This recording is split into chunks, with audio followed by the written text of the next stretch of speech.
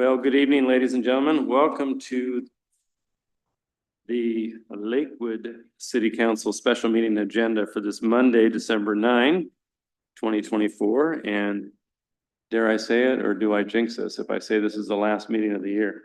Better not say that, right? Yes.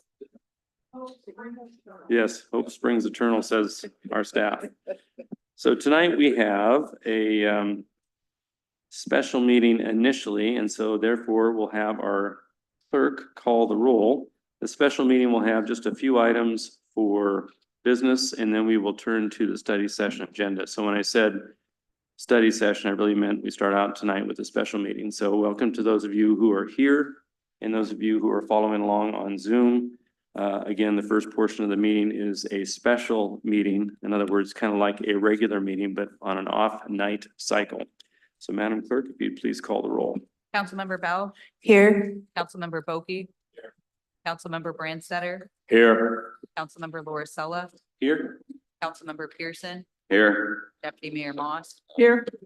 Mayor Whalen. Present. You have a quorum. Very good. And because this is a special meeting akin to a regular meeting, please stand and join me in the Pledge of Allegiance to our nation's flag. Allegiance to the flag of the United States of America and to the republic for which it stands, one nation, under God, indivisible, with liberty and justice for all.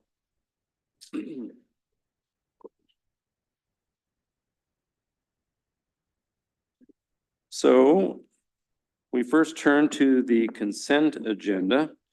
And the first item on the consent agenda is motion 2024-89. You can see that there. Do I have a motion to adopt the consent agenda as presented? So moved, Mayor. Second. It's been moved by Councilmember Bell, seconded by Deputy Mayor Moss, that we adopt the consent agenda, which simply is the authorization of the execution of a construction contract for phases 1 and 2 of Wards Lake Improvement Project. Is there any further discussion on this particular item on the agenda? Seeing none, all those in favor of adoption signify by saying aye. Aye. Any opposed? The consent agenda has been adopted. We now move to the regular agenda. Madam Clerk. Ordinance number 824, amending the 2023 to 2024 biennial budget. For this, we have Deputy City Manager Todd Kraus. Thank you very much, Ms. Kraus. Good evening, Mayor, Deputy Mayor, and council members. This item was presented to you on December 2nd for review. This is a budget adjustment to appropriate the $2 million that you had set aside for economic development purposes. This would go towards the Edgewater and downtown parks. And yes, that concludes my presentation. Thank you very much. And just to clarify, those monies aren't for either one. It's for the combination of the two projects that we're trying to fund with these additional monies, correct? Correct. Any questions of Ms. Kraus? Seeing none, do I have a motion to adopt ordinance number 824? I make the motion of ordinance 824. Second. It's been moved by Councilmember Brandstetter, seconded by Councilmember Laura, that we adopt ordinance number 824, amending the 23-24 biennial budget. Any further discussion? Mr. Brandstetter. Yes, thank you, Mr. Mayor. I would just note when we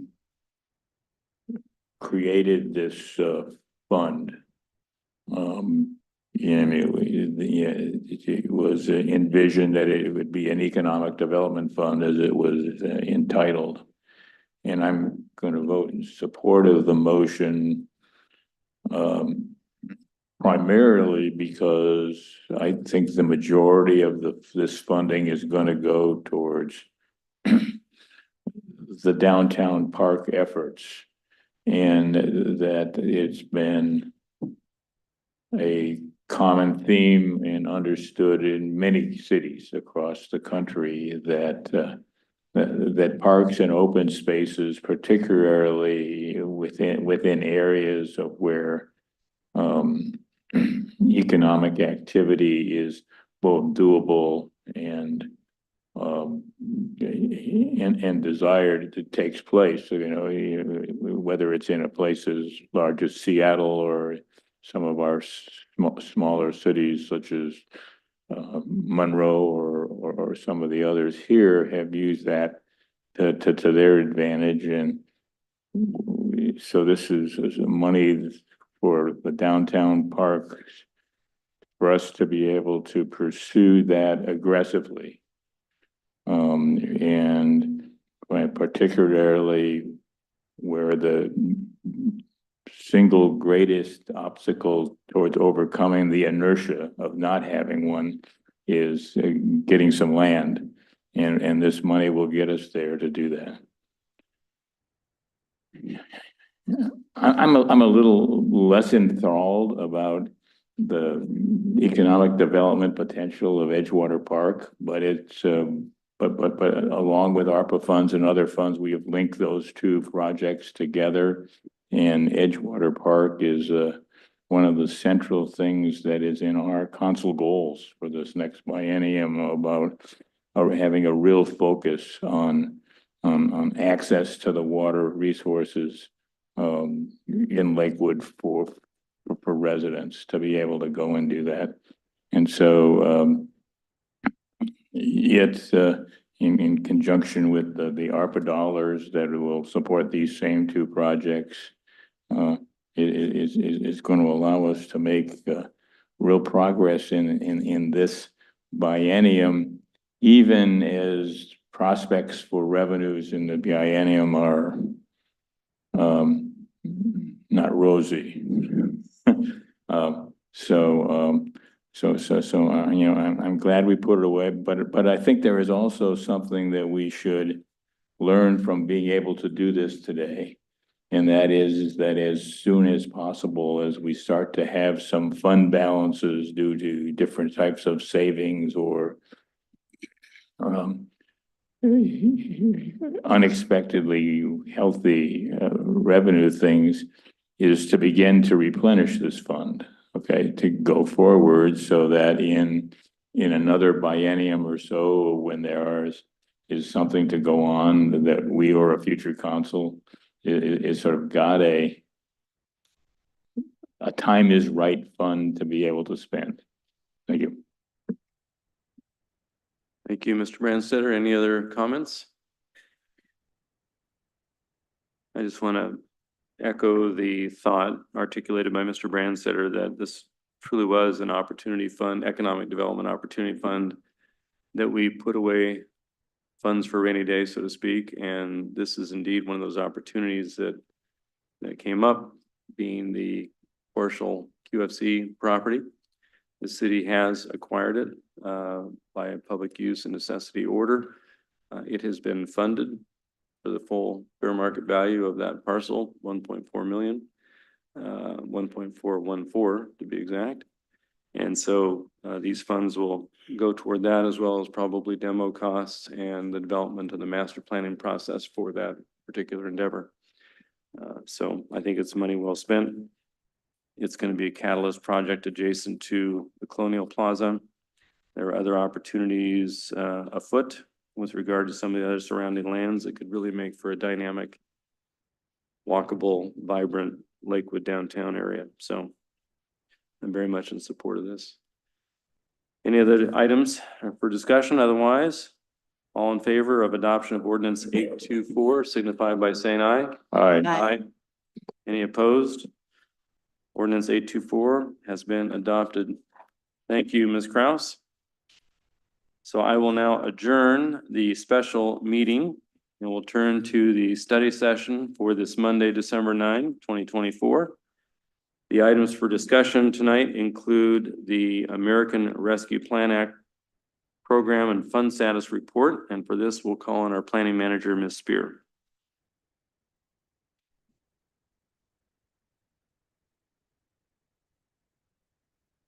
Thank you. Good evening, Mr. Mayor and members of the council. I do not have a PowerPoint tonight, so I would just refer you to the packet. Starting on page 3 is a brief memo, and this is really just to wrap up for your benefit and for the public's benefit, what has happened with ARPA since this program was first put in place in 2021. As you know, December 31st, 2024 is the deadline under that federal law to commit or obligate all of the dollars that were originally awarded to the city under the program.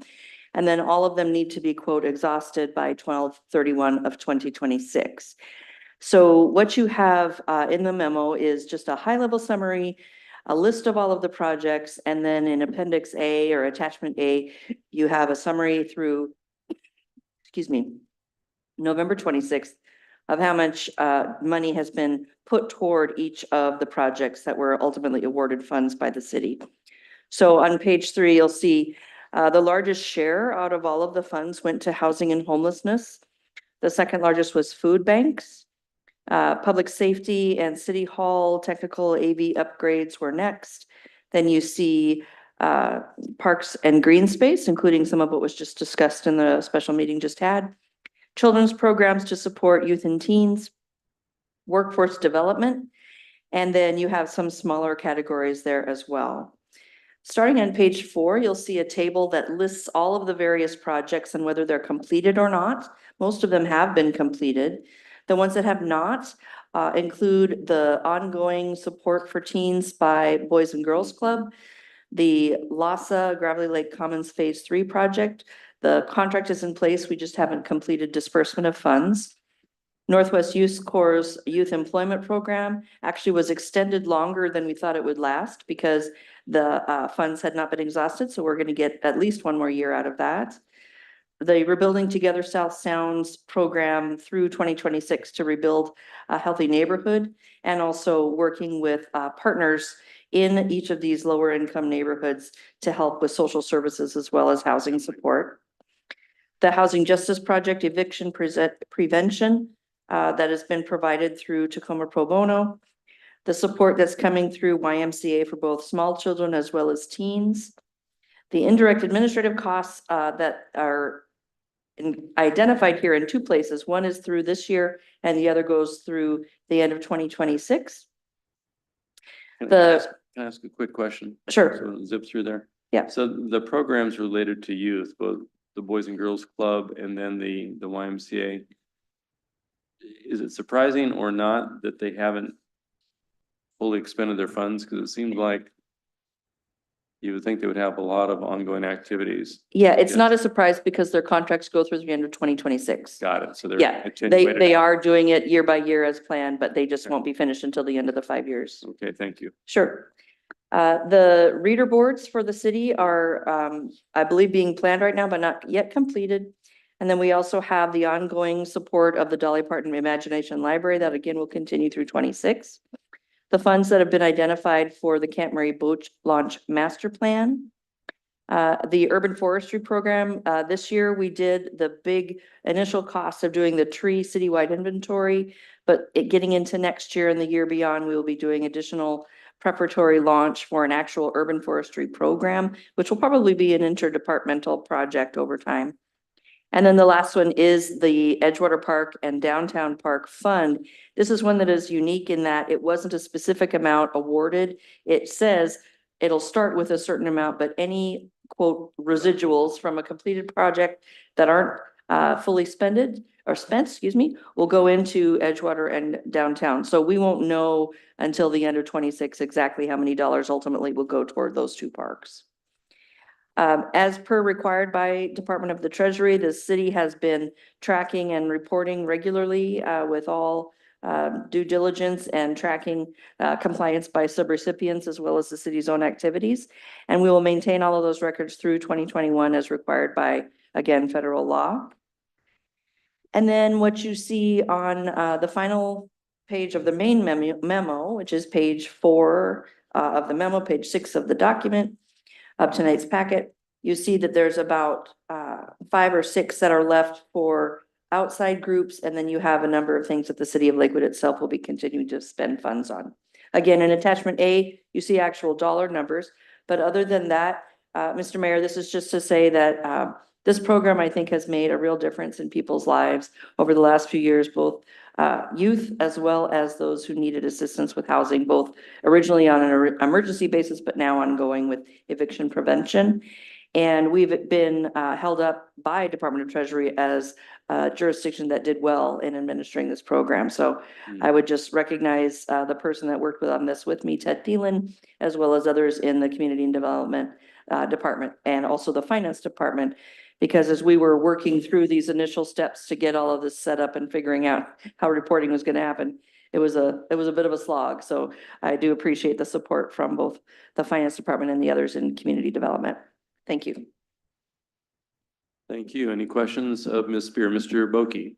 Thank you. First of all, congratulations, but we won't spike the football yet because I noticed, I ran across an article today that Thurston County is one of the few entities in the entire country that is having to pay back, and I think this goes all the way back to the CARES Oh my Act, gosh. Oh, $685,000 in rental assistance. Where the federal government felt there was fraud involved. no. They've only asked that. The state of Michigan had to pay just a little bit, Oh, yikes. in like Missouri or somebody, but It's a show me state. yeah, the local government's only Olympia or Thurston County so far.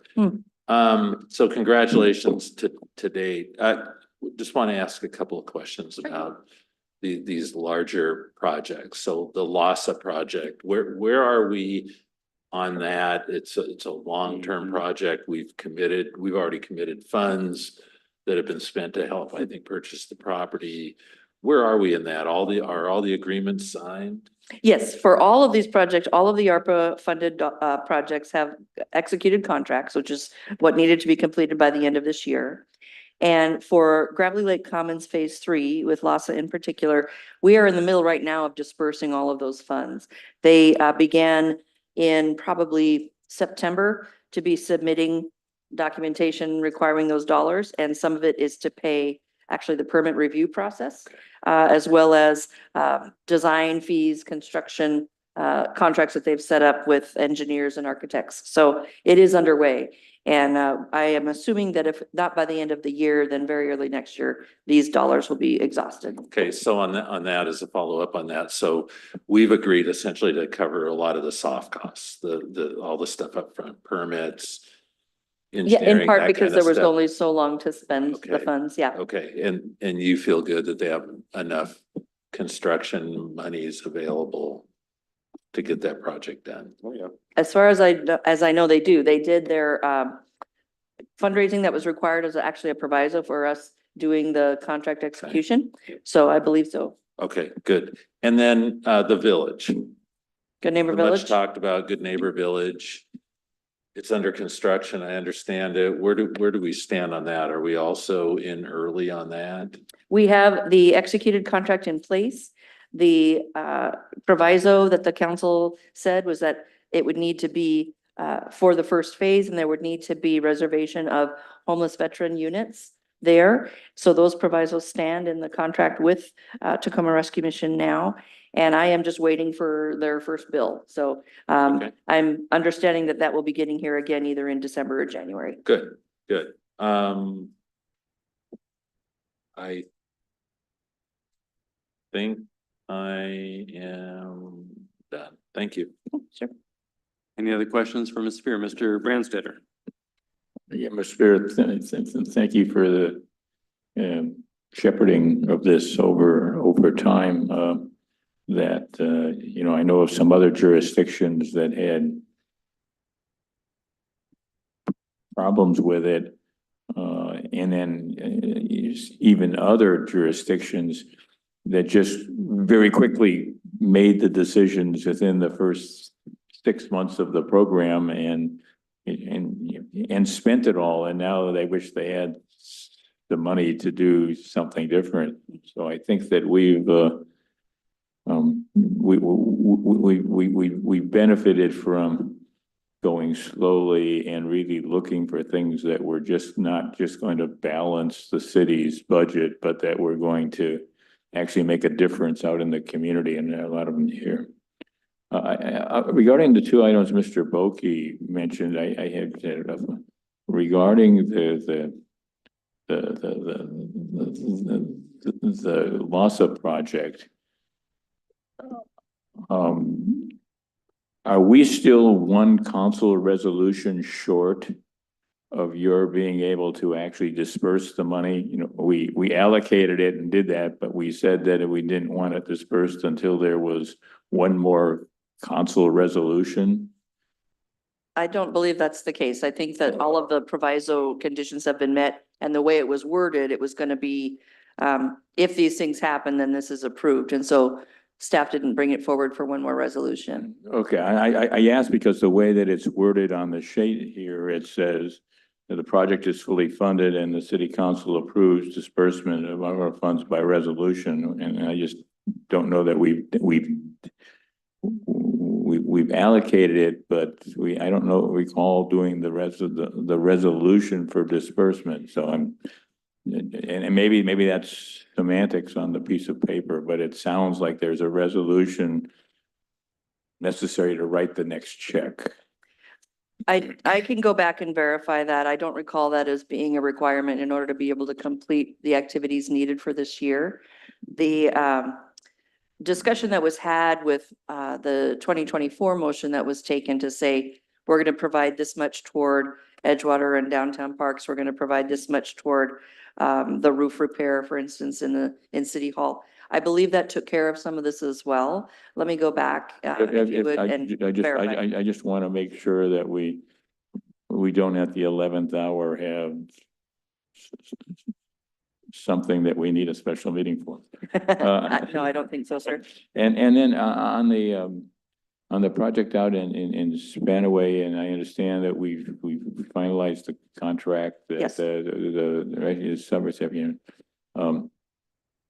Do the provisos in the final documents clearly indicate the results of the project in part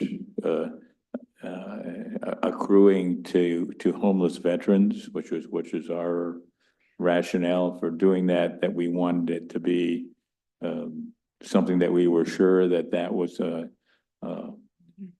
there was a goal in the project of a certain percentage of veterans.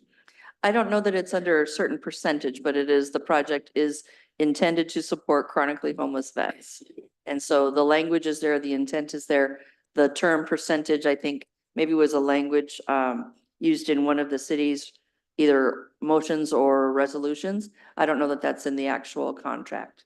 And then could you provide some examples of the indirect administrative costs, both in the past and anticipated in the next 2 years? In the past, it was far more than it is right now because there was a steep learning curve for the city itself. Various departments engaging either in a project that's funded through ARPA or myself and others that were involved in the reporting to Treasury, the interaction with the subrecipients, making sure that they had complied with ARPA requirements and that we track them annually, their financial performance and satisfaction of the subaward requirements for their money. So it's that kind of administrative tracking and reporting.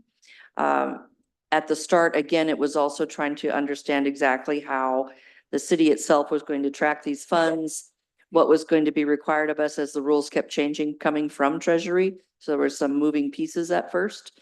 But right now, it really is focused on quarterly reporting, which takes a good couple of weeks every quarter of time for both myself and finance to make sure that's all done correctly.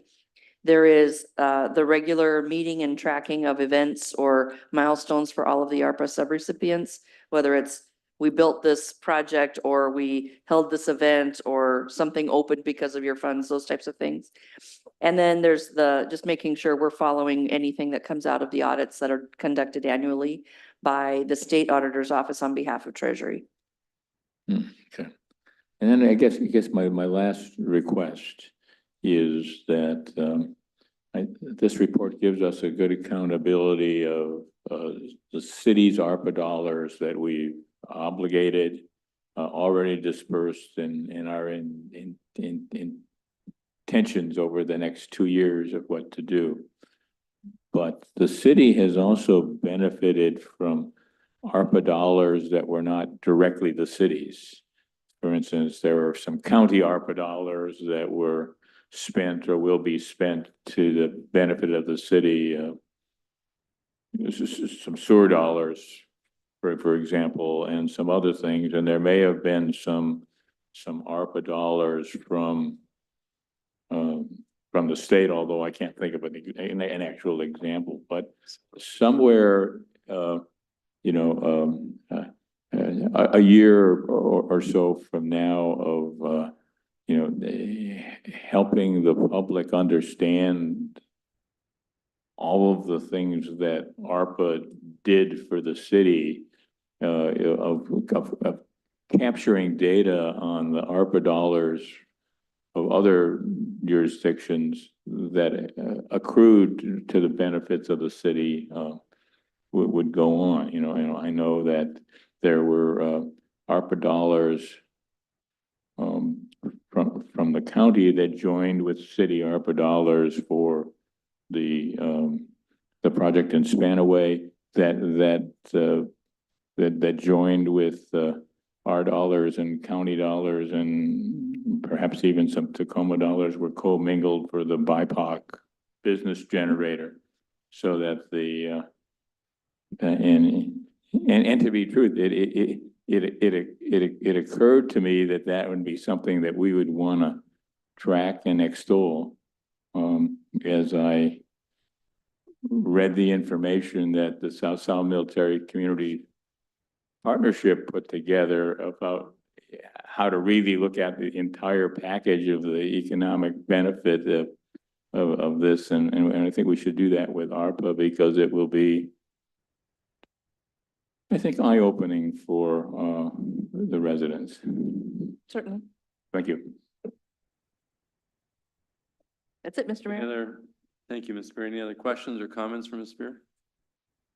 I just want to, thank you for the tracking work and certainly for staff's good work and council's direction in leveraging these funds really for a broad spectrum of the community. I mean, it really is very broad. In another jurisdiction that I do some work in on a daily basis, we were reviewing our own ARPA expenditures, and they were predominantly for public safety. So Lakewood really did a fantastic job of doing great things for, youth and families and the school district and housing issues. And certainly we've got the parks issues we've talked about that'll have a lasting impact well beyond the fleeting ARPA dollars for services. So the capital expenditures will be, will certainly be really good. Yeah, West Pierce in fire and the investments we've made there. So good work. Thank you for that. Okay, next we have a review of the South Sound Military and Community Partnership. An update from our program manager, short timer, Bill Adamson.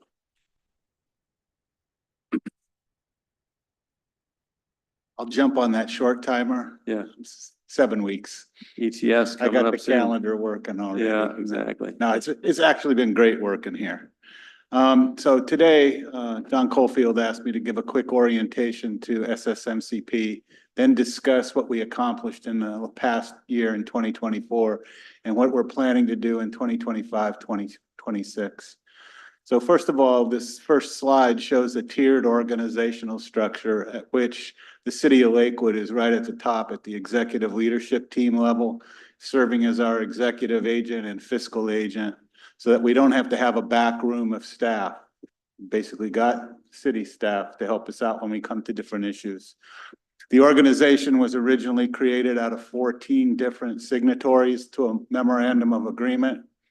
Most of those were local jurisdictions. We're now well over 50 different organizations that make up part of SSMCP. And you can see at the bottom of this slide that we focus on the intersection of local government and the military community. Next slide. With this? Oh, with this. There we go. Got it. Sorry. Thanks, Brian. So this is how we came to be. I'll just quickly cover this. back when the Iraq-Afghanistan war kicked off, at least the Army side of then Fort Lewis was growing exponentially. They had a couple more brigade combat teams back in those days. And that coincided with the Base Realignment and Closure Commission study in 2005, which came up with the concept of joint basing. And then McCord Air Force Base in Fort Lewis were considered a premier location to try that out. City of Lakewood applied for and received a DoD grant of $2.2 million to do something called a growth coordination plan. The data for that growth coordination plan was collected in 2008, 2009, and the plan was published in 2010. The joint base stood up in October 2010, and 6 months later, in May 2011, SSMCP was established with Lakewood as its executive agent. After 2011, there was a expected downsizing effort by all the military services around 2011, 2012. The cuts to JBLM were projected to be around 12,000 people. That got a lot of people really excited, including the state and the governor. They did some studies back then, and I'm going to show you in a few slides here what the economic impact of the military is to this state and why we need to pay attention to it. So we got started with a joint land use study, which looked at compatible land use issues around the area. We focused a lot on encroachment issues, and the biggest encroachment problem Lakewood has is the McCord North Clear Zone. And I won't go into that tonight because it's very detailed, but it continues to be an issue that we're working through. In 2022, we decided after 12 years, we needed to update the growth coordination plan to make sure that we are still working on the right things. 2022, the data we used for that was mostly 2020, 21, and that was right during the pandemic. So got to wonder if everything's exactly the same, but we punched it out. We got it done. And now for the last 2 years, we've been working on an implementation grant. It's some of the priority strategies that came out of that growth coordination plan. And I'll give you a quick rundown on that. Next slide. Oh, wake up. It's that short timer attitude. So the green box on the left shows sort of the Pierce County cities that are involved, plus the 2 chambers of commerce, Lakewood and Tacoma Pierce County Chamber. The blue box on Thurston County, those municipalities and the Thurston County chambers. And then down the center, in the Nisqually Indian tribe, which a year and a half ago, we call it fleeted up. They jumped from the $6,500 level to the $50,000 level for us. And so they're part of our executive leadership team now. And then JBLM serves in both our steering committee and our executive leadership team in an ex officio status, which basically means they can't contribute monies because we do lobbying. Next slide. Still you. It's still me. I'll make it one of these days. Maybe it's a good reason. It's my swan song. Yeah, exactly. Mr. Boki can be your staff person. So what do we do? Down the left-hand column is the areas that I concentrate on. I have a program coordinator that works on the middle section there. And we have one contract lobbyist who's on a contract to SSMCP, but she's the same lobbyist that the city of Lacey uses for state legislative advocacy and whatnot. We did a SSMCP membership survey earlier in the year, and 85% of our stakeholders feel the most valuable thing we do is developing a shared regional legislative agenda, and we've been very successful with it. Oh. Can I ask a question? Healthcare coordination. Yeah, we have a working group, which is the healthcare working group. For the last several years, it's worked mostly on behavioral health issues. And we have the chief of behavioral health at Madigan Hospital who serves on that board with us. We also have the Cohen Veterans, I don't know what they call themselves now, but the Cohen Veteran Office down. She serves as a work group chair as well. So heavily concentrated on behavioral health because in one of our surveys that we did back around 2018, 11% of the population on JBLM uses behavioral healthcare counseling. Oh, good. Now, that's 5, 6 years old now, Mhm. but back then it was a hot issue. That's good. And we were coming off of a lot of guys being on long deployments, and that's why. So, okay, I'm changing the slide now. Okay, so our legislative agenda, quick rundown here. I'm gonna give you a briefing on the defense industry economic impact statement in a second here, so I won't belabor it. But it's the first time the state has looked at all the military installations impact since 2010. Wow. Military family quality of life, we've concentrated on that for the last 2 years, really 3 years. Focused a lot on occupational licensure compacts. We've had a lot of success with that. Last year, we nailed nurses and teachers, which had both been sticking points because of those unions. We finally got teachers and a lot of other healthcare professions are covered now. We're also looking at childcare. We're looking at military spouse employment barriers. We just completed a study on that. And we hope to get additional grant funds to continue that work, looking at military childcare needs.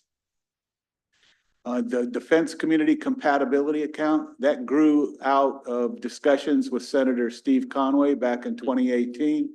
The program was formally adopted in 2019 by the state, but it wasn't funded. 2 years ago, they actually got some funds. The first year, they gave $35.7 million to 7 entities for 7 different projects. This year, it looks like the number is going to be more like $57 million for 10 projects, 10 different organizations, of which we're one. We're getting an additional $1 million to apply towards property acquisition in the North Clear Zone. Mr. Branstetter. You spoke about, on the military family quality of life, and you talked that it had to do with, a lot with spousal employments or of availability of childcare businesses and Right. being able to serve the military. So, when you get down to, a policy position, is that what is entailed when you say workforce, expand the workforce? Or is that in a policy thing, is that a different? Well, it's kind of different. It's 2 different sources of, there's the folks that get out every year. There's about 2,000 people that rotate out of the military every year out of JBLM, and about half of those stay in our area. So they're skilled workers that could become part of our local workforce. So that's one thing. The second thing is all the spouses that come to the area, many of them are already licensed professionals. That's why we've been working on the compacts, so that they can move into an area once they have a permanent change of station move and get a job right away. But in order for them to get a job, they've got to solve the childcare issue as well. And for a lot of these military families that are lower grades, they're ended up having to do is move farther and farther away from the installation so they can find a place they can afford. At the same time, they've got to make a decision. Can I afford this, or do I need to just stay home and provide childcare myself? So it's a real problem for the lower enlisted, really. And it's hard to keep childcare workers because they're not getting paid a whole lot. And then the last big issue, which I'll give you a slide or two on in just a minute here, is our I-5 Mounts Road to Tumwater Nisqually River Delta project. It's a continuation of what's been called the JBLM Congestion Relief Project here, which is concluding in about a year down there on exit 119. They're doing a lot of work down there right now. Once that's complete, it's just going to move the traffic problem farther south, and that's what we're trying to get ahead of here. So here we go. So this slide shows our advocacy since about 2018, when we went for a corridor study of $500,000. The colors of the text above the timeline and the arrow under the timeline are matched up, and the length of the arrow is dependent on how long it took to complete the study. So 500K corridor study, 2.25 million, a Pell Grant, planning environmental linkages study. During that study, the Nisqually Indian tribe put funds towards US Geologic Survey to do a hydrologic study on the river, which really got our legislators excited because the findings were the Nisqually River will overtop I-5, given all these different changes with climate change, sea level rise, and the rest of it. So that became a priority, and then our focus shifted from the full 17-mile stretch from Mounts Road to Tumwater to just the Nisqually River Delta piece, which we count Mounts Road to Marvin Road, which is exit 111. So about a 5-mile stretch there. What's in Pierce County, though, that's critical is the BNSF Railroad overpass over I-5. So we get down to this summer. The NEPA study is expected to be complete by July of 2025.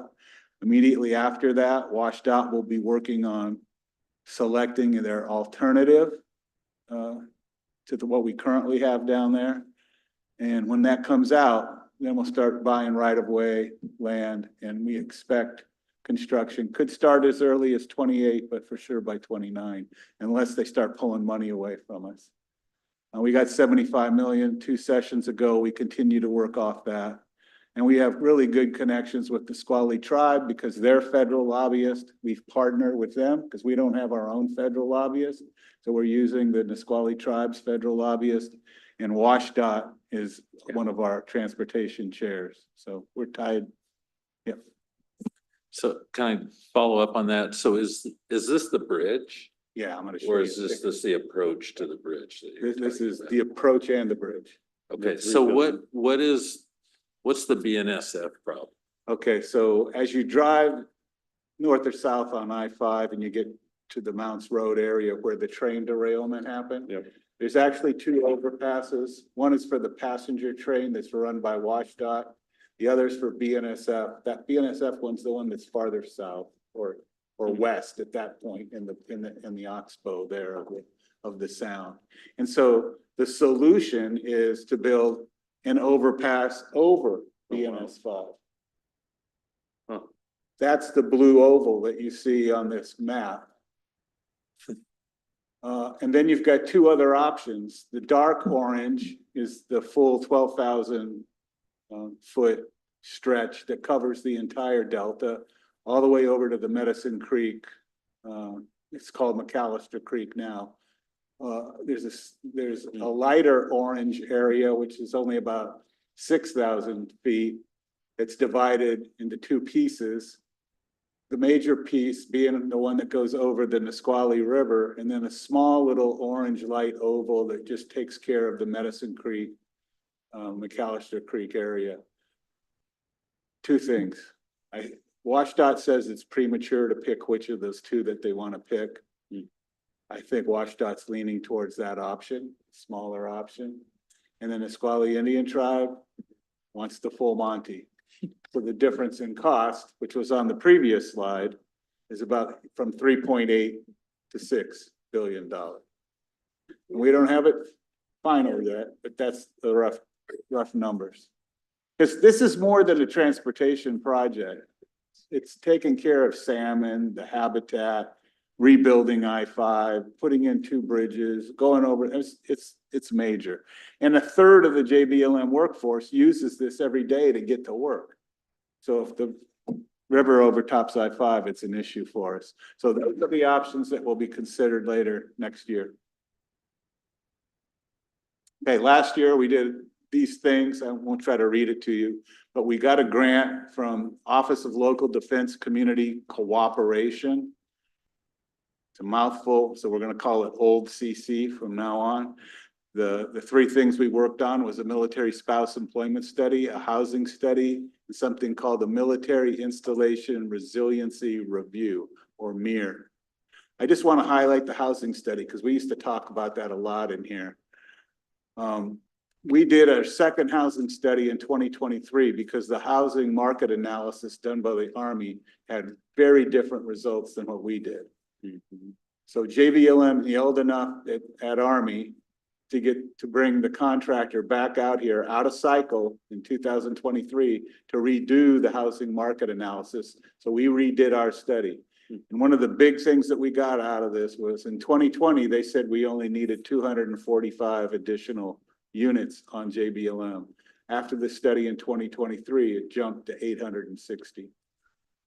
So the other things we worked on is our economic impact study, which I'm going to show you here in a second. We did 2 surveys. I'll show you the one on the leadership, business leadership one, and then our legislative advocacy effort.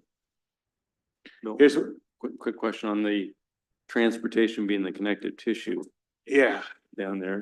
What are they talking specifically? The Delta project, the I-5 JBLM improvement? it Or- depends on how broad we want to look at it. We're looking at a corridor, several corridors. There's the corridor to the Port of Tacoma. Mhm. There's the corridor to Yakima Training Center. Okay, And then, if you really want to look at it, with 88% of the workforce living off base, there's the routes that take them to work. mhm. So we have to decide how broadly we want to take this, but for sure, the port and Yakima Training Center need to be considered. Okay. So this year and into next year, we're going to apply for another grant. We just got verbal approval that we're going to get this grant to do 3 things. Number 1A, 1B, and 1C. A transportation corridor study, which will probably be one of the leads for that. We're going to develop a defense community communications interoperability plan. When the train derailed in December 2017, the first responders couldn't talk to each other. FM. Hmm. So you've noticed that as a problem. There's 2 issues with it. One's policy, one's technology, but they've accepted the fact that it needs to get fixed. So that'll be next year's study. And then lastly, promote energy grid resilience project. TPU has a 50-year contract with JBLM to provide power to the installation. They do it through 6 substations.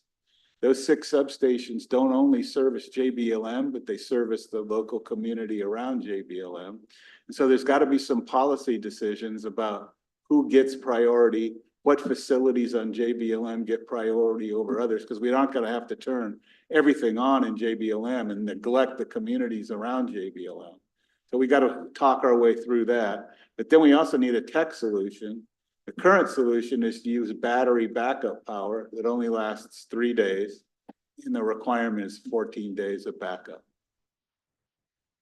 We're going to be working on number 2 there, which is implementing the recommendations of the impact analysis that I'm going to show you. So I'll hold on that. We're going to continue to promote military spouse initiatives, I-5 improvements. We're going to start another joint land use study in 2026. That will be 11 years since we did the last one. And then we're worried about the commercial aviation work group. So we're going to be monitoring and engaging on that as needed. So this thing is called the MIR, the Military Installation Resiliency Project, gave us 3 key recommendations. These are the ones I was just talking to a moment ago with a little bit of write-up on what they're doing. There were a total of 9 resiliency action plans recommended. You can see the areas that they're in, but we're going to focus on the first 3 there that are on the slide. So now I'm going to get into this statewide economic impact analysis. The installations involved, you can see their logos and how many jobs they're responsible for. But if you add those all up, it's nearly $31 billion of economic impact and over 250,000 jobs, which is 5% of state's employment. So it's a big sector.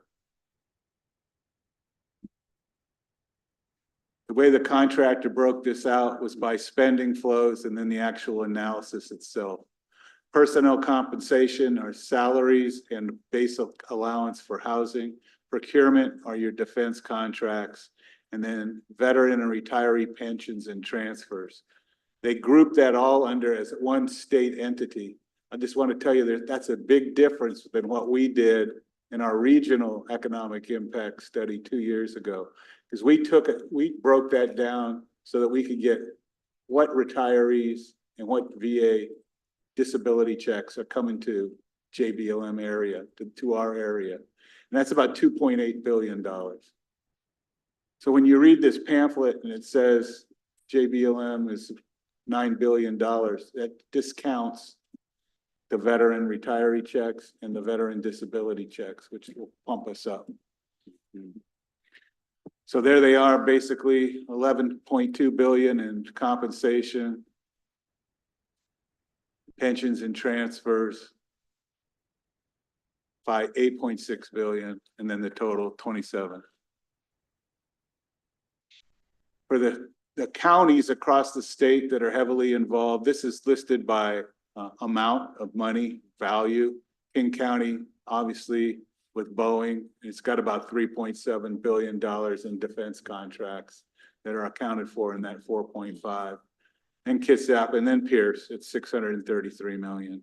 So the darker the colors on the heat map are the ones that are standing out on the right-hand side, which are the top 10. Did the study money for the entire analysis across the state come from SMCP's work? We got it through the hoops. It actually came from the state legislature Okay. operating funds, 250,000. Got it. And we were working with Lieutenant Governor Heck on this the whole way. Yeah, this is a good piece of work. So here's the kind of the bottom line. The state is number 11 in total defense spending, number 7 in personnel. Military defense sector is right in the middle there of the top 10 industry sectors in the state. Ahead of agriculture, which I thought was amazing. New aerospace was going to be number 1. Didn't know what creative economy is. I do a little bit now, but it's a catch-all. If you're a software programmer, code writer, you're in the creative economy piece. If you're a restaurateur or you run arts and crafts studio, you're in the creative economy sector. But anyhow, those are the sectors as they broke out. The second part of our study was a SWOT analysis, the strength, weakness, opportunity, and threat study. At all 6 installations, every command group at every installation came across with the same thing, 3 things as weaknesses: affordable housing, childcare, military spouse employment barriers. And appropriately, they also noticed that there's no state entity coordinating this. You know who's been doing it for the last 9 years? We need a state entity. So what we did, we went out and we looked at 5 other states. These 6 blue boxes account for commonalities among those 6 states that have a separate state office to coordinate this stuff. And it's separate from, like in our case, the WDVA or the Washington Military Department. Those are things under the governor's authority. It's called Title 32. We're talking about federal personnel, federal installations that are governed by Title 10. So we looked at Connecticut, Virginia, Florida, Texas, California, and Washington State. So we're pushing for a statewide unified approach to defense community coordination. We're hoping to see that come to fruition soon. The last topic for me is we did a business community survey. We concluded that about a month and a half ago. We wanted to compare 2019 to 2024, so we used the same questionnaires with very slight changes. One of those slight changes is down at the bottom highlighted in yellow. And I don't know category for what do you think the impact of JBLM is on the region? 63% said they don't know. So that tells me we need to do a lot of work with our messaging and incorporate a lot of this stuff into our discussions. Yet the community at large gave JBLM a 4.2 stars out of 5 stars. So it's viewed positively. This is just some data. Active duty and spouse DoD employee, low responses, but we wanted it low because we were primarily targeting community members and business owners on this. And that's where we got the high numbers, 49 and 45%. You can see the data in the boxes. I was kind of surprised the difference between 19 and 24 on house ownership actually went up, even though we had the pandemic to deal with and all the discussions about affordable housing, but that number went up over the 5-year period.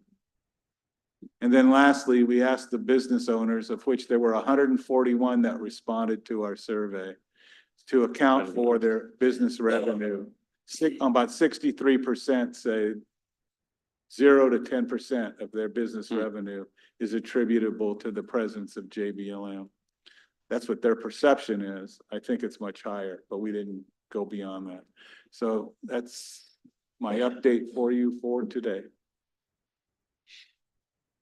Well, very good. Any questions? Well, Bill, this may be the last official meeting we have you present.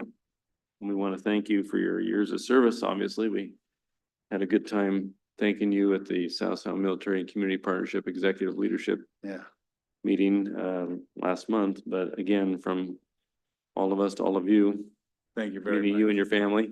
I recommend you all make it to an elected officials council at some time during your tenure. They're really Yeah. pretty good. It was great. So Yeah. enjoy the time and thank you again. You're still around for a few more questions through what, January 13th? 24th. Okay, we'll make sure we load you up. I like it. Perfect. Well, thank you. Appreciate it. Yep. Okay, next, last but not least, we've got a review of the city council meeting schedules.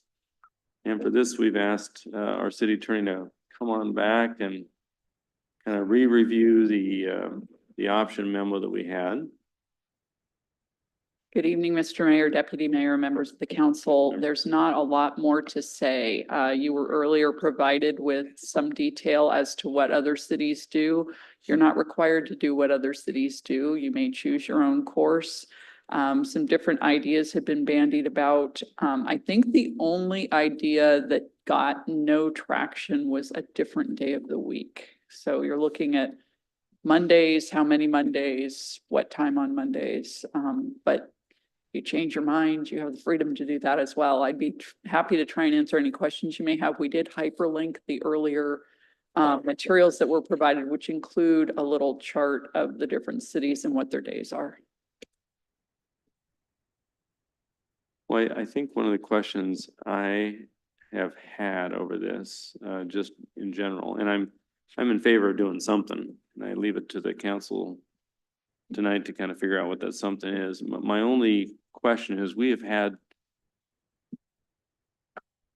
in my experience now, 15 years of packed agendas, 4 times a month. Are we capable, at least from a staff perspective, of, and I know your comment here was, we're more of a mature city. We've gotten a lot of stuff done. Not that we're on autopilot ever, because there's always challenges.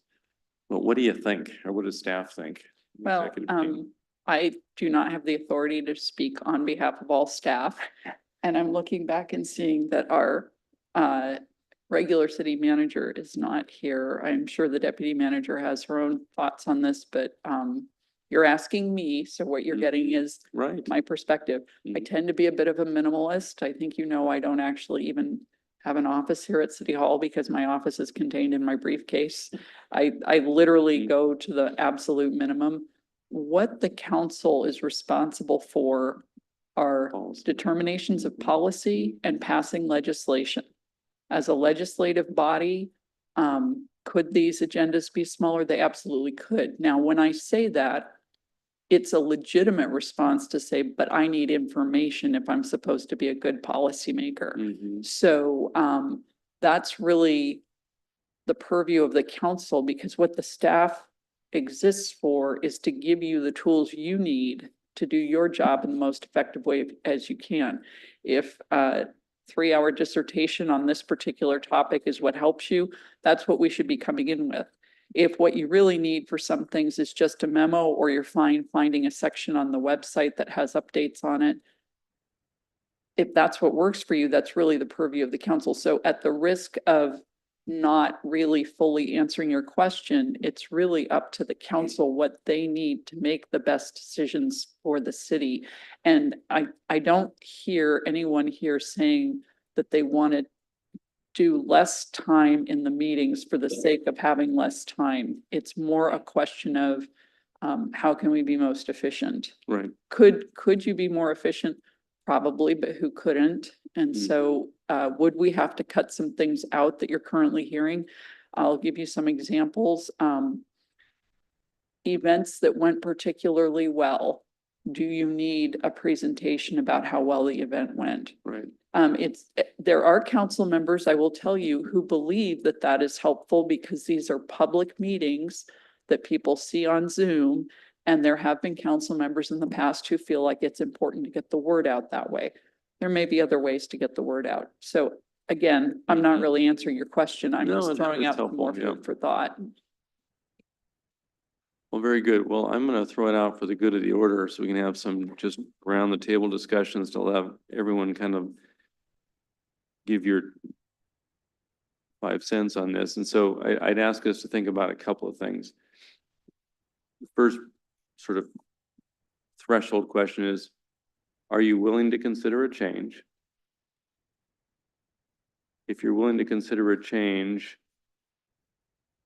would you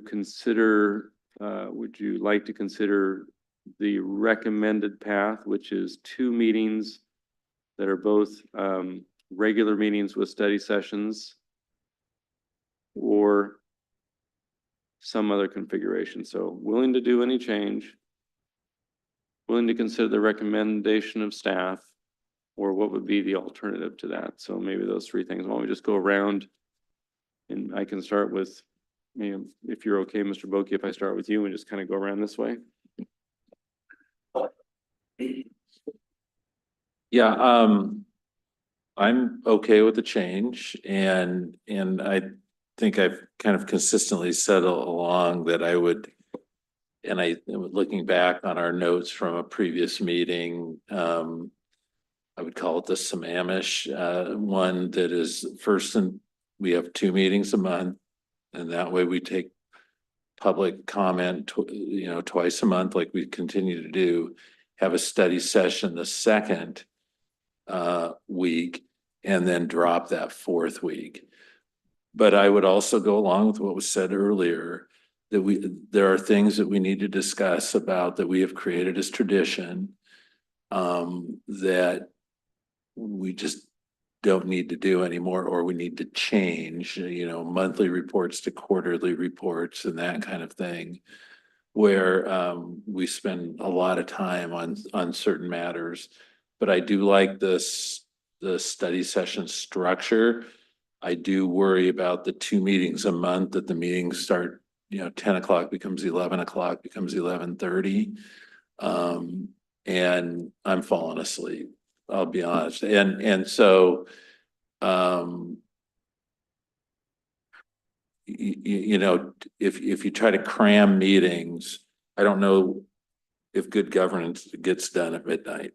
And so, and I know Lakewood, when Lakewood started out, maybe Ms. Wachter can speak to that. They kind of created that we're going to be here till 3 in the morning or 2 in the morning or wherever the hell they were. And I don't know if that's good government. It is governing in the dark. It's an attempt to try to pass things at midnight. Oh, yeah, we passed the comp plan. It was at midnight, and no one was here, surprisingly. And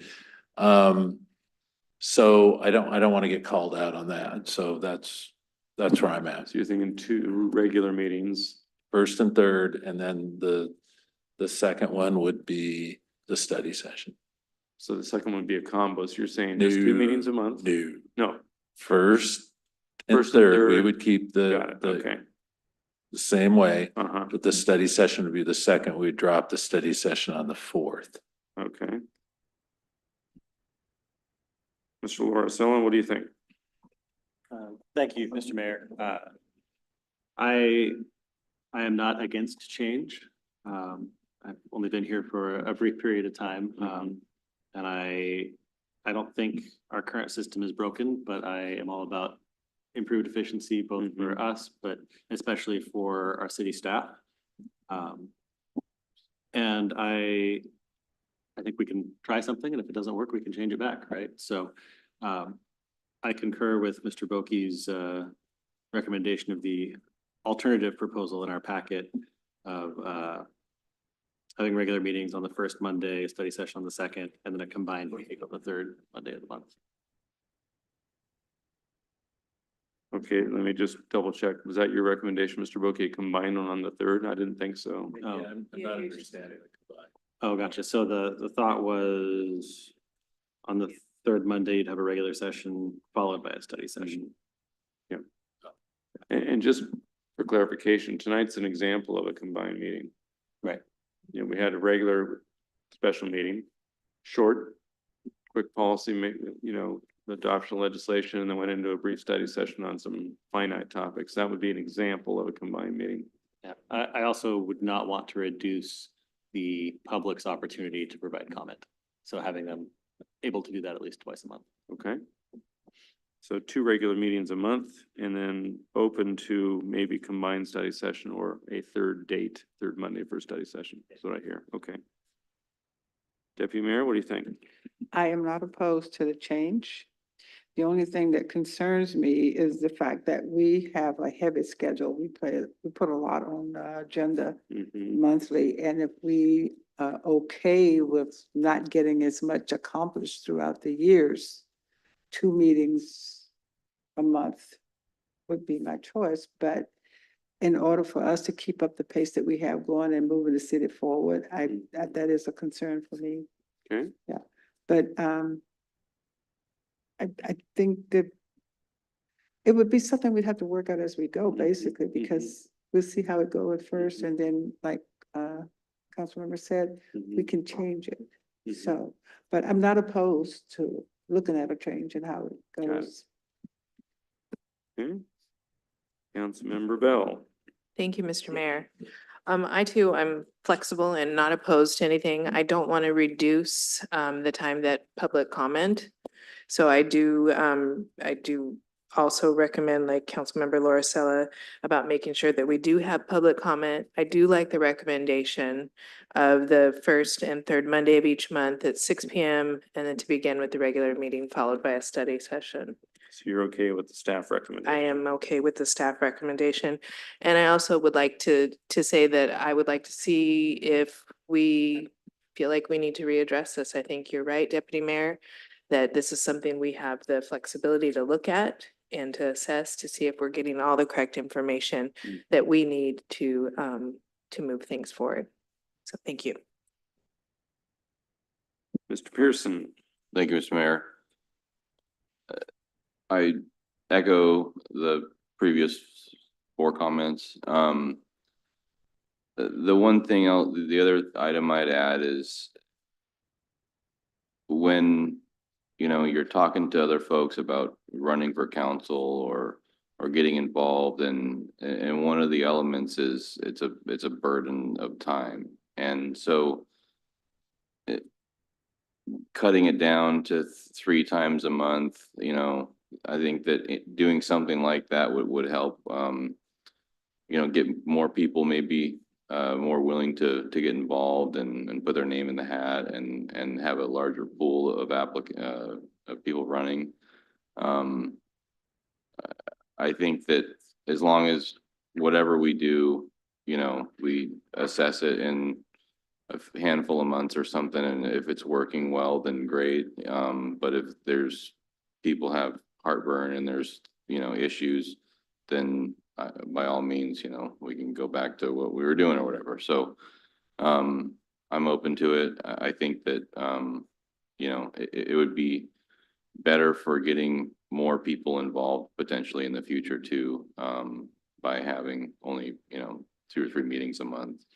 Even though they're long meetings, you're still committing a night where you can't otherwise. So thanks. So you're okay with staff's recommendation, or you would prefer 2 regular meetings and 1 standalone study session, or what's your preference? I would prefer 2 regular meetings and a study session. And I'm open to a combination regular and study session for the 3rd meeting.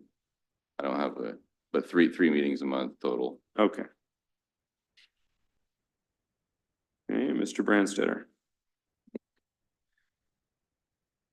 Well, Mr. Mayor, in response to your first question, I say that I'm adamantly opposed to making a change. Okay. That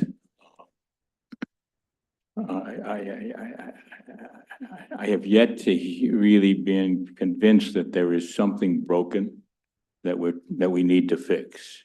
And in fact, the proposals seem like they will break some things.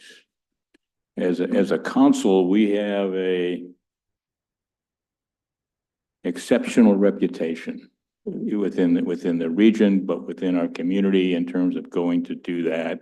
And I think it's because we spend a great deal of time trying to understand things that are affecting our community. They aren't all directly legislative things that we have to do. But we also do a good job of not trending over into treading on the city manager's lane to do that. None of the recommendations would reduce the amount of public comment, okay, in those public comment sessions that we have. But what they will do, reducing the number of hours, because public comment is, quite honestly, we can maybe all agree it's not the most efficient way to try to learn from the community. And many of the things that we have at our meetings, at our study sessions, we get reports, we get the quarterly reports, we get things, we ask questions that, particularly since the pandemic era, where we have made great strides in terms of transparency by the use of getting things available. There are a lot of people that watch our meetings on YouTube, either as they're actually going on or in retrospect, and they look at it. And they're learning about that. I get a lot of comments from people that says, "Oh, I saw the meeting and this was doing that," and the presentations that are given to us as we're sitting up there and someone is at the podium doing that are also going out to all of those people that are able to do that. So I think that it's doing a great deal of effort in terms of transparency and reducing the amount of time, the number of hours that we spend doing the public's business. Okay, reduces the public's, the public's access to observing how we're going about doing that. And that has a negative impact on transparency.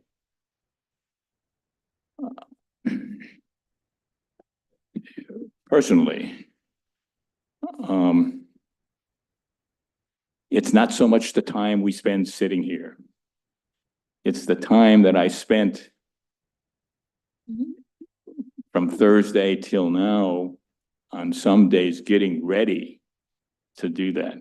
I mean, and you mentioned, we've had packed agendas, and we have had agenda packets that have been just for a study session or just for a regular meeting that have been 500 or more pages. It takes me, I'll just speak for myself. It takes me time to make sure that I have done what I feel that I need to do to come to a meeting prepared. I think that the community, that if we start to combine a meeting and a study session and then compress 2 study sessions into something else, I think that we run the risk of we being less prepared and of being able to devote the time, because I probably spend, well, it varies, but there are some things that it's a lot of reading and a lot of going on and a lot of texts and emails to the city manager about things that I am trying to be clear in my head. So for me, having 4 meetings and that spreads that out is what makes me more efficient. And I think that that how well we work together is a byproduct of the fact that we spend a lot of time together discussing things, and we do those things in a way that is, I've visited some other municipalities. Okay, and essentially they have an agenda that their mayor and their staff have put together, and they don't spend much time on anything. They just, all they do is they show up at meetings to vote. And I guess the last comment that I would make about if we were only meeting 3 times, we'd get more people that want to join the council. I can't see how for 3 decades nearly, the city has been well served by people running for council, getting elected to the council, and being able to, and being willing to do the work and knowing that it's significant. Trying to say that we want to encourage people who are willing to do less work to run for the council, I don't see where that's in the long-term benefit of the city or of the, and I say city, I mean the people, not the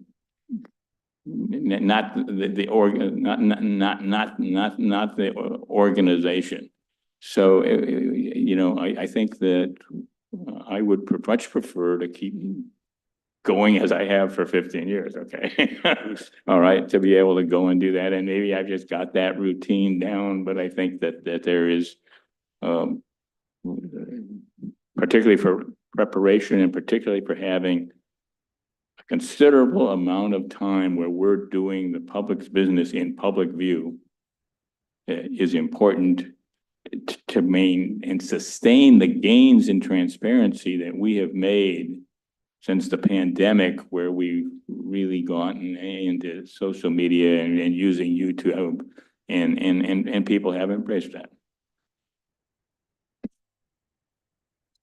Very good.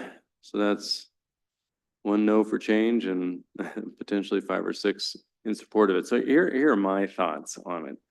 I certainly understand all perspectives, having sat doing this for a while. I am of the opinion that we can do the significant work, make sure that we've got 2 regular public meetings to provide the interface with the public and in public comment. But I think we can do the work if we're efficient in 3 meetings. The 2 regular meetings and maybe 1 study session, because tonight, as I mentioned, is a perfect example where if you needed to have more time on a study topic, you could combine a shorter regular meeting with a study session.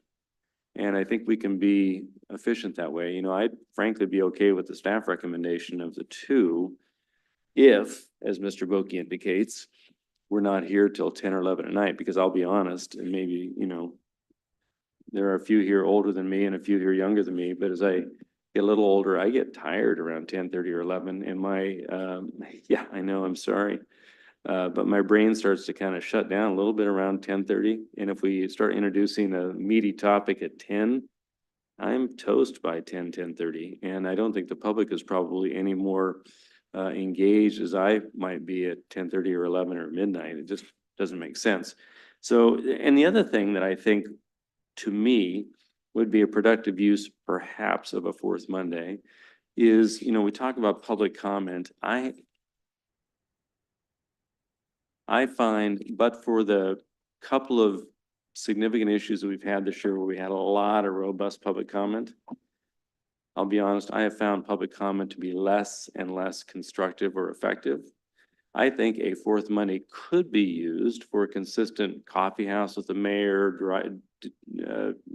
discussions on the driveway, whatever you want to call it, because I have found we've had much better conversations and dialogue with members of the public where we have the give and take and not just the receive. And if we could do something like that, a little bit more consistently, or at least have an opportunity to do that with the fourth Monday or a fourth day of a month, I think to me, that would be more effective, especially if we kind of, and it takes staff time, I get it, you know, but I think, for example, the last one we did out in Springbrook, there wasn't a lot of staff there, but we had a really good, I thought, robust conversation there. It's the follow-up that does take staff time. And I will tell you that based on some of our understanding of community engagement and some of those, you will be seeing increasing numbers of staff at those events. We've had that discussion led by the city manager at our leadership team meetings. Well, I think that's appreciated, not just by us, but certainly by members of the public, because I think staff would get a better perspective to really what the immediate issues sometimes in these neighborhoods are, because they're face to face, you know, it's like, hey, we've got issues over in the Chevron station up, you know, whatever. And you get a chance, oh, there's a light out in that particular street post on the corner of X and Y. And those things can be addressed readily.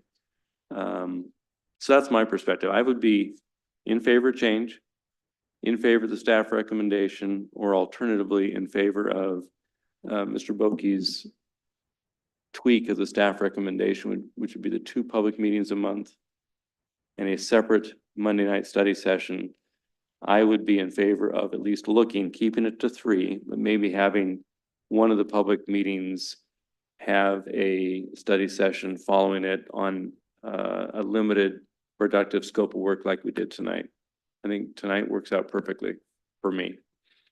And we still get the same volume of work done, but it reduces the time. And I have to say,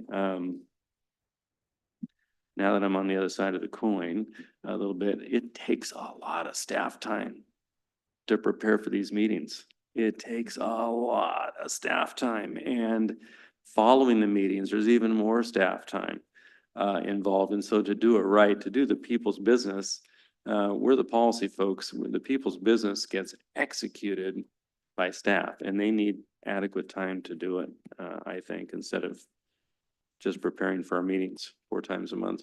That's just my perspective.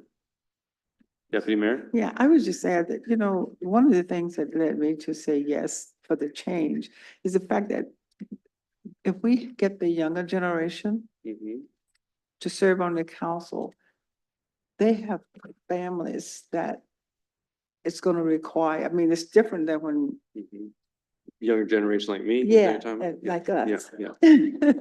yeah. But I mean, you know, Mr. Pearson himself, he has small children that have activities and stuff like that. And to a lot of people on the outside seeing that is saying, you know, I would love to do that, but I got my family, I want to do this with my family. So that was one of the things that led me to say, I'm good with the Open to change. change, yeah. Yes. Mhm. Mr. Lorcella? Thank you, Mr. Mayor. I really want to thank Councilmember Branstetter for his point that he brought up. Sure. I don't want us to reduce our level of interaction and transparency with folks, right? And I'm sure no one on council wants to do that. And it's a balancing act. I do think we can, if we do move forward with a reduction in the frequency of meetings, I think by adjusting a start time to an earlier time, like 6 o'clock, may allow us to have more time in those meetings to be able to get stuff done at an earlier time. I know that was proposed as part of this too, as an earlier start. Yeah, and I guess what I'm hearing is if we don't combine for the staff recommendation, a regular and a study session, to me, I throw it out there for the group, I wouldn't see a need to change the start time from 7 to 6. Because hopefully we would, you know, if it's just a regular meeting, like every regular meeting, you know, we go from 7 till whenever. If we think we can do a better job of getting folks in for the public comment period of the evening's agenda and do that at an earlier hour, I would be all for it. I think the reason historically the council started at 7 was to give members of the public, frankly, a chance to go home and eat and then be able to come to the meeting and provide public comment. I could be wrong, but I think that was what the origin, maybe Ms. Walker knows better than I, but I think that was part of the origin of that time frame. I believe that was definitely part of it. I think there may be other reasons as well, accommodating council getting here as well as other folks. We all work for the most part. Yeah. Correct. You are what is generally referred to as a part-time council, which Mhm. presumes that you have other business that you're taking care Right. of all day before you come to the meeting. And then the last comment that I have is I also appreciated your thought of sort of having a town hall type Mhm. atmosphere on that fourth week, or an option for us to have a better interaction with the public, whether it's on a rotating desserts in the driveway type design, or something where we go meet people where they are instead of necessarily being centralized here, I think would be a great way to build that relationship with the community. Yeah, I think so too. You know, it could be in the community like we've done, and maybe one of those times it could be here, you know, depends on in the central business district or whatever. So I just find that those engagement opportunities are more fulfilling from a interaction with the public standpoint for me. Yeah, I think I would hope for them. I don't want to speak for the public. They can't stand talking to me, but it's easier talking with me than at me, I think sometimes. So. Well, again, we don't have to decide tonight, but it's good to get all the feedback. Mr. Branstetter. I will say that I do appreciate your comment about trying to use some of our meeting time with some structure where that we can engage with the folks that come to speak to us. I too find those sorts of opportunities, whether it's through doorbelling or whether it's going to or going to other things of where there is a chance to do that.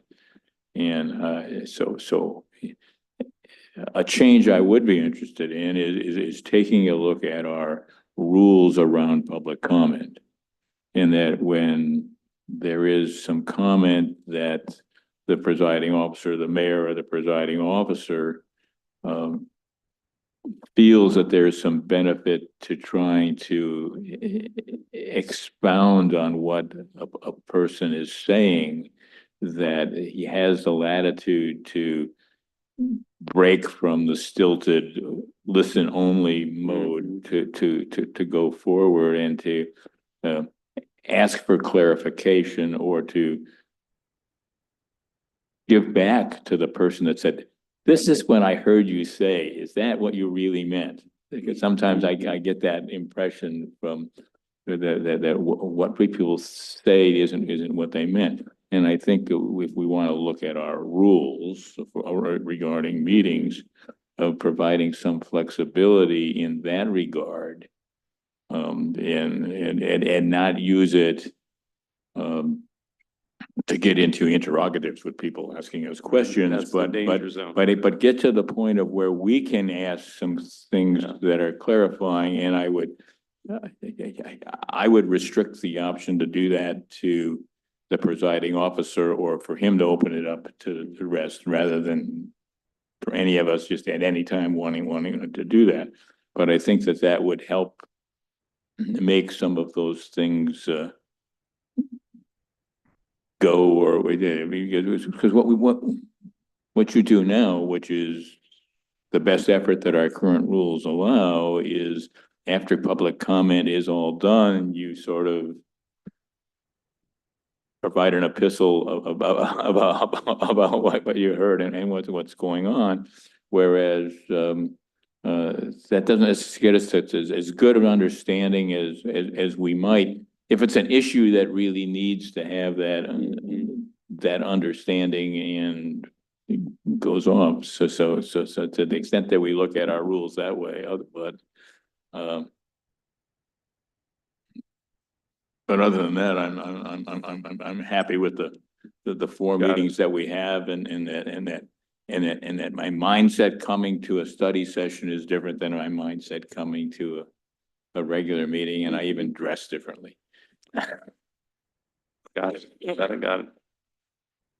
Well, all good perspectives, and they all come from different years of experience here, which is great. So thank you, Ms. Wachter. I think what I would like to do is bring this back so we don't let it just go away. We have our first meeting which is January 6th.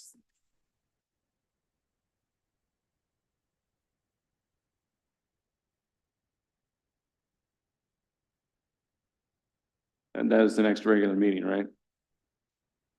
It is the next meeting. I'm trying to make sure that we're not overloading that particular meeting. Oh, well, what I'm thinking I'd like to do is bring back a recommendation to change the rules to provide for 2 regular meetings and 1 study session with the opportunity, if need be, for one of those 2 regular meetings to have a combined approach, kind of like tonight, where you had a study session following the regular meeting. And then if there's an amendment to that, so be it. But that's what I seem to feel is the consensus. I will bring that forward. I will tell you, and one of you noted this during your discussion, that the first and third Mondays are already your regular meetings. So I'll bring forward something and in the memo explain what's changing and what would not be changing. Okay. Very good. Thank you. So that concludes the 3 matters rather, for discussion during the study session agenda tonight. Those items tentatively scheduled for January 6th. You see on our agenda for this evening as the Martin Luther King Day of Service proclamation. We have a youth council report, school district report, and some other items.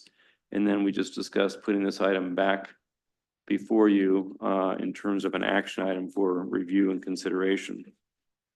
We are going to not have any meetings for the rest of the year. They were canceled by council action last meeting. I could have canceled them, but they came before the council for action. So you guys canceled them, not me. And so our next meeting will be January 6th. And with that, reports by the city manager, Ms. Kraus. For my report, I just have the upcoming events.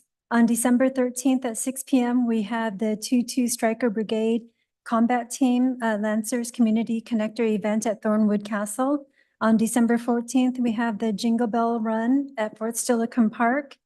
December 18th, between 5 and 7 p.m., we have the Tacoma Pierce County Chambers Public Officials Holiday Reception at LeMay America's Car Museum. And city manager in his report provided a link for you to register. And then I was just going to bring up one item for the month of January, and that is the Martin Luther King event. And that starts on January 11th, Saturday, from 12 to 3 p.m., starting with the welcome walk for our beloved community. Then the second event is the art reception on Monday, January 13th from 5 to 7 p.m. at City Hall. And that concludes my update. Very good. Let me ask the city clerk, do we have all the necessary contributions in for the Stryker Brigade event this coming Friday? Yep, I could do it. And then we can chat offline about whether we need to expand that or what your recommendation is. So I'll chat with you about that. Any questions of Ms. Kraus on the upcoming events? Well, great. Well, if not, let's turn to council comments and we'll do the reverse of the horseshoe here. Mr. Brandstetter, we'll start with you. Thank you, Mr. Mayor. This past week, I joined the deputy mayor and the city manager with the District 6 AWC meeting in Olympia that went through, and it was a meeting that was sort of gave an overview of what AWC sort of sees the picture going on during the upcoming legislative session, as well as heard from a variety of other cities in Pearson, Thurston County, which make up the district, about what are the things that are going on with them. It was interesting that several of them are embarking on the placement of traffic circles. And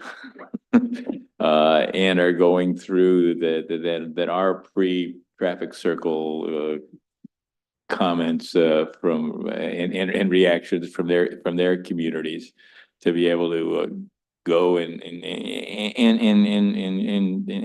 do that.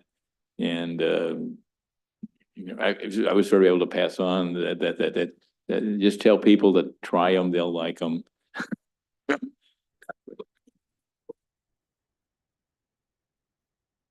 And there was an observation from the mayor of Ording who said that he gets a lot of comments about traffic circles and that, and all the comments are never that I don't know how to drive in a traffic circle. The comments are always other people don't know how to drive in traffic circles. But the one AWC thing that came out was there was some discussion regarding where the Supreme Court is going on indigent defense. It's a huge deal. So but the feedback that was given by the folks at AWC based on their discussions with leadership in the legislature, as well as some understanding of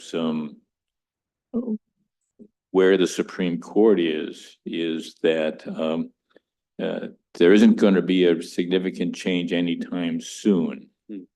And that had to do with Supreme Court got a whole lot more feedback than they were expecting. In multiple directions of sort from people that it goes on, but also that the legislative leadership was talking to the Supreme Court of saying to create and establish new rules like that are going to have significant financial impact are just like a bomb if you do them in the midst of a legislative session. And that the court had indicated that they were not going to quickly make a decision. It wasn't like we had the two public hearings and we're done and we're going to do something next week, but that they're actually going to wait. And so it may well be for something that is after this legislative session before they go and do that, or there's you just could sort of get a really good fiscal impact understanding. It isn't something that come February, we're suddenly going to have to be adjusting things. At least it sounds that way. Well, that's good to hear. Hopefully they'll not make those drastic changes too soon. Very good, Mr. Pearson. Thank you, Mr. Mayor. Let's see here. Last week, PSRC adoption of the PSRC's recommendations to state legislature. We were asked to act on the regional transportation plan scope of work. So few things there, and then Josh Brown's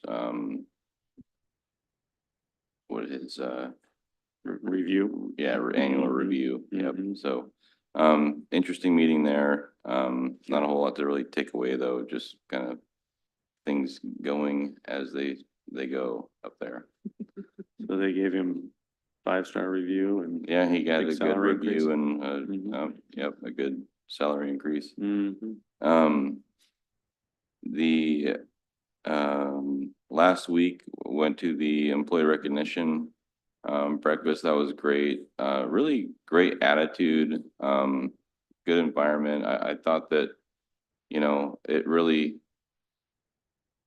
it's nice to be able to go somewhere and witness all the folks that work at the city, and they genuinely seem friendly with each other, committed to the community, committed to each other and the work that they do. And I thought that was great to kind of just getting ready for the holidays and put you in a good mood. So that was nice. And then also with the holidays, we had the parade, and luckily we didn't have any rain, but we would have been blessed if we did, because we had a roof over our head. So that was staff did a great job on the float. And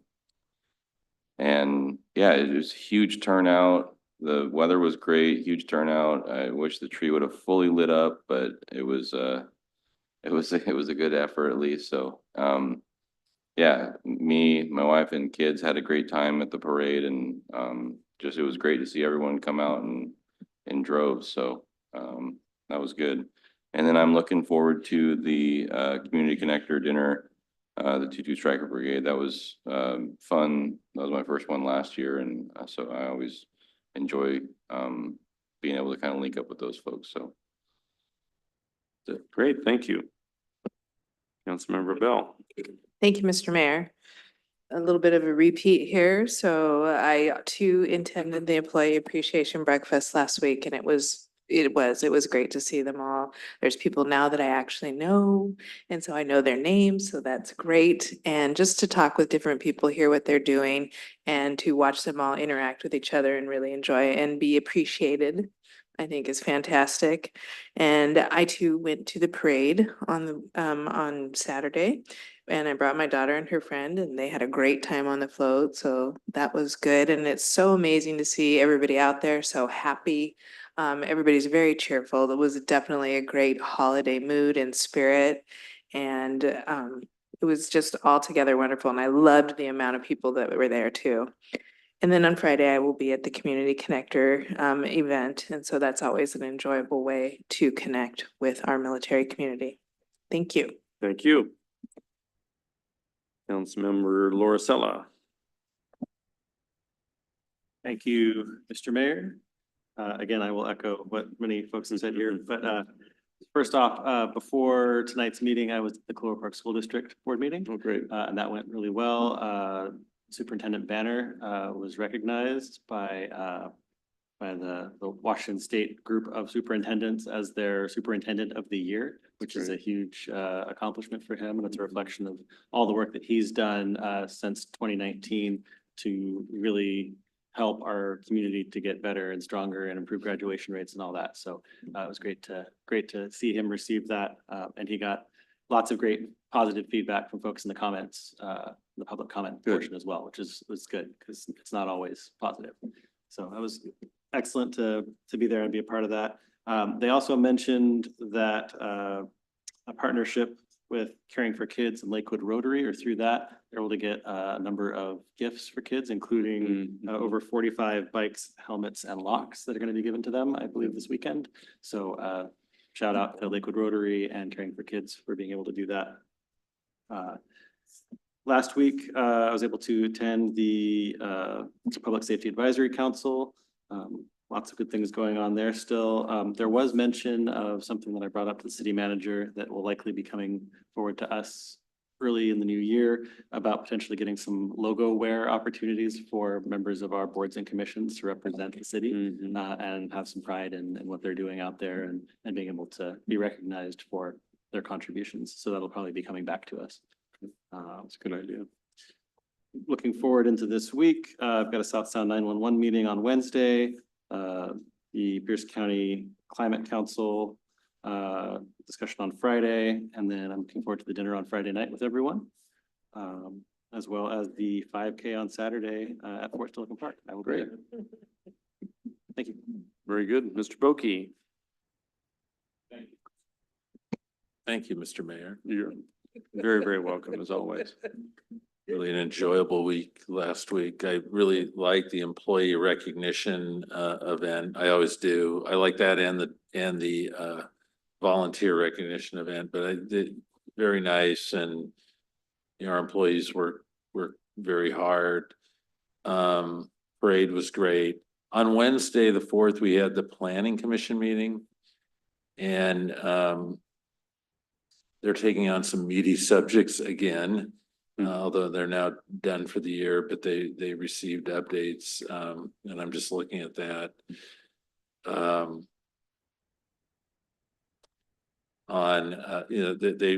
Jeff Gum talked about the CDBG consolidated plan, but the big one was the updating urban development regulations for middle housing. Burke and Ms. Spear were involved, the Burke Consulting, and it's a meaty subject, and I'm glad they're taking it on right now, because it's not going to be easy for them, and it's not going to be easy for us. And I think during the course of the meeting, I think they were, and I'm on Zoom, right? I'm trying to read the room. but it's clear it's not gonna be easy for them, Right, right? yeah. Because this is a very, very difficult, I mean, you're talking about changes in the way a lot of things have been done for a long, long time. Hmm. And realization that density is a real thing with the state legislature, and there's, I don't know, you know, it'll be interesting as that transpires.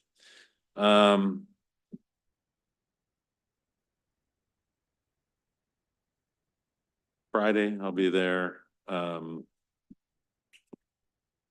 just leave it at that. I thought I had something really important to say, but I guess I don't, but that's really the usual, isn't it? We're always Mr. hoping. Mayor? Yeah, we're always hoping. You're still waiting. Yeah. Huh? The parade. The parade, yeah. We were there for And the it didn't parade, rain. Yeah. So, I'm thinking about walking the 5K. Very I good. told my wife she needed to run it. She refused. She didn't politely inform me, just informed me that she would not be running it. I try. I really do. Yeah. To really, push to make, people healthy. Yeah, exactly. Anyway, She's watching on Zoom right now. I had her call in, so, she better. yeah. Deputy Mayor Moss. Thank you, Mr. Mayor. And I too had enjoyed the parade. It was a lot of fun. I think I have more fun than my granddaughter does, but I don't tell her that. But it was a lot of fun. She enjoys it, and I got to send her the video, and she actually was seen on the video, so she thought that was catch me out. I did attend the Promise Board meeting last week, and it was interesting. They had a drill of everyone around the table telling how they learned a life skill. So it was it was very interesting, a lot of different reasons. But the one thing that came up that has been coming up ever since I've been on this council is that the youth have no transportation to get to events after school. It is still an issue. So that was one of the things that came out of that. That was, everybody shared that, this has been going on for some time, but they're looking at, someone spoke up and said they were looking at some ways to try to help in that possibility. This is for students after school activities. Yes. I wonder where the school district might be able to help with that. There was some discussion, but nothing concrete at this point. Mhm. Let's see, AWC, there was about 14, 15 different municipalities there. And it was very good. But one of the things I realized is that we are so blessed that we don't have some of the issues that some of the other municipalities have. Mhm. There was one guy who said that he found out that they were $1 million less in that budget than they Oh, yeah, realized. I know there are several that are hurting. Yeah, and so I thought, gee whiz, thank goodness I'm in Lakewood. Yeah. Good job, everybody. The 2-2 Striker Brigade, yes, I do plan to be there. The school board tonight, I did go and spoke at Superintendent Banner's, congratulated him, and we gave him balloons, not only to him, also to the board, because they got recognized for their Good. work as well. I did at AWC, I talked to, forget her name, but about immigration deportation of immigrant, because I've been getting a few calls wanting to know what the city can do. Mm. And so when I talked to, what's her name? From the state. Anyway, she said that it's nothing that they can do, but Congress will be providing some language to them to help comfort some of the people that are concerned about the things that they are concerned about. So the Congress will be providing language to the legislatures. And perhaps it'll come down to us, and then we'll be able to smooth some issues. Other than that, that's all I have. Very good. Well, thank you. And speaking of the superintendent, maybe Ms. Schumacher, we can do a congratulations letter from me on behalf of the council. That would be good to send him for his recent award. If we can do that this week, that'd be great. Connections Magazine came out, was in your mailboxes if you didn't see it. Kudos to staff for putting that together. There was that year in review. I thought was helpful for folks to see and hopefully, recognize the fine work that goes on with staff in pushing the council objectives forward. More to follow in the next year. The employee recognition breakfast was really well done over at Clover Park. So thanks to staff for putting that on. I thought Mr. Caulfield did a fantastic job, as did our HR director. Sounds like she's retiring though, right? So that's unfortunate. She does such a great job. But a really good event. The holiday parade, of course, was a great event. And again, the rain was a wonderful thing that it held off for a period of time, so we could enjoy that together. Hopefully, we'll carve out a few shekels in the budget to get new light strings for the tree. So that might be a good thing there. But people enjoyed it and had a good time together. Today, I attended the Pierce Transit Board meeting. The commission passed the annual budget for the transit agency, which is a significant budget, as you might imagine. They are looking to consider going to the ballot probably in August for the remaining authorization on the sales tax, which I believe is 0.3%. And that would get them from 0.6 to 0.9 or 0.06 to 0.09. So they can bring back a more robust service hours and scheduling for those folks who really rely on transit throughout the community. So more to follow on that, but so far the agency is doing fine, but they're hamstrung a bit by getting back to full service because of budgetary limitations. The downtown business meeting is scheduled for, I think, Wednesday. That's kind of that informal group that is meeting over at the Lakewood Library. I plan to go to that to try to have that interface opportunity for conversation on issues pertaining to the downtown area. Housing tends to be a big one these days. So I'll let you know what I hear unless some of you want to join me in that. It's, yeah, Rhea Johnson has kind of it's an informal neighborhood association group, if you will, kind of the downtown area and some of those neighborhoods that surround Gravely Lake and include areas over by the library, the old library, and the area where there's a new 2-unit apartment project going in. So they have issues of concern and they tend to get together and chat about it. So I think that is at 5. Let me just check here. Yeah. I think it's 5:30, isn't it? Yeah, it's 5:30. Yep. It's on Wednesday, the 11th, 5:30 at the new Lakewood Library. So might be a good idea to go. Answer a few questions, correct a few misimpressions, and that would be helpful. So I'll see you all at the Stryker Brigade Command Dinner on the 13th, and then the Jingle Bell Dash. I'll be there on Saturday as well. And I will make an appearance at the Chamber Public Officials event on the 18th. So that'll take us through the month and we get to the holidays. And then if you blink, we'll be here January 6th for our first regular meeting of the season. Anything else for good of the order? Yeah, it does go fast, doesn't it? Well, goodbye to 2024 and welcome 2025. So lots of good events this week. I look forward to getting a little bit of protocol information about who's coming so we can be prepared to welcome folks at the Stryker event on Friday. So I'll work with the city clerk on that and then we'll be ready to welcome the folks appropriately. Anything else? If not, we're adjourned. Thank you.